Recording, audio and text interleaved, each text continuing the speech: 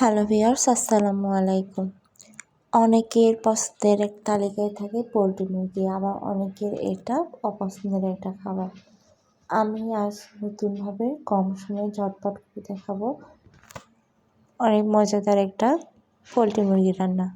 এখানে আমি সব কিছু পরিমাণ মতো নিয়ে নিছি, আপনারা এখানে পরিমাণ মতো নিয়ে নেবেন সব কিছু। এখানে আমি নিয়েছি মাংসটা 1/2 কেজি পরিমাণ, লবণ, ঝাল, হলুদ, জিরা, ধনিয়া। আমি এখানে অল্প পানি দিয়ে ভিজিয়ে রাখবো কিছুক্ষণের জন্য। এটা অপশনাল, আপনারা চাইলে গুঁড়াটাও দিতে পারেন। আমি এখানে হাতের মুঠ দিয়ে 1 মুঠ পরিমাণে কুচে রাখা পেঁয়াজ দিয়ে দিব।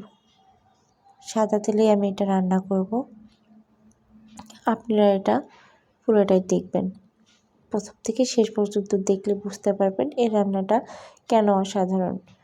আমি একটু অন্যরকম করে রান্না করারই চেষ্টা করব, যাতে বাসার ছোট থেকে বড় সবারই খেতে ভালো লাগে। তেজপাতা দিয়ে নেব 2টা, তারপর আস্ত মশলাটা থেতো করে নিয়ে নেব। এ পর্যায়ে আপনারা পেঁয়াজটাকে বেশি ভাজতে যাবেন না।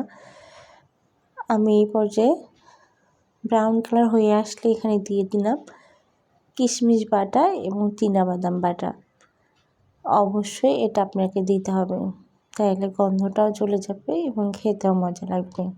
আমি ভিজিয়ে রেখেছিলাম যে মশলাটা আমি দিয়ে নিলাম। আদা রসুনের পেস্টটাও দিয়ে নিয়েছি।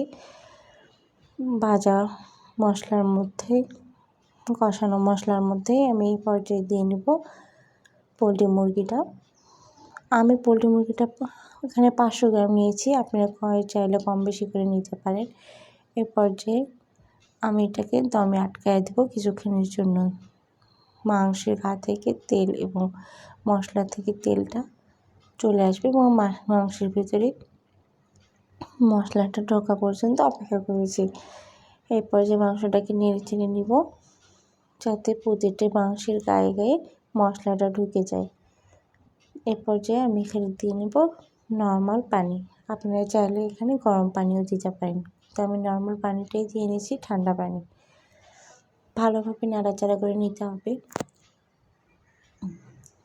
এই পর্যায়ে আমি ঢাকনাটা দিয়ে আমার দমে আটকায় দেবো কিছুক্ষণের জন্য, যাতে মাংসটা ভালোভাবে সিদ্ধ হয়। আমি কিছুক্ষণ পর ঢাকনাটা খুলে দেখে নিব মাংসটা কিছু লেগে গেছে কিনা। না, আমার মাংসটা লেগে যায় না।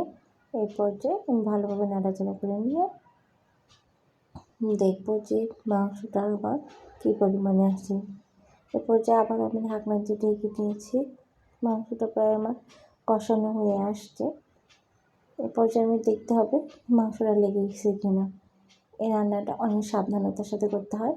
পেঁয়াজটা কারণ বেশি দেওয়ার কারণে এটা অনেক সময় লেগে যেতে পারে, আর মাংসটা সব কিছু লেগে যাওয়ার সম্ভাবনা থাকেই।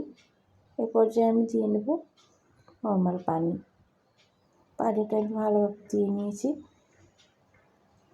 এখানে একটু পানির পরিমাণটা একটু বেশি করে দেবেন, কারণ মাংসটাতে সিদ্ধ হতেও সময় লাগবে এবং মাংসটা ভালোভাবে যেন সিদ্ধ হয়ে যায়, ওই জন্য ঝোলটা বেশি রেখেছি।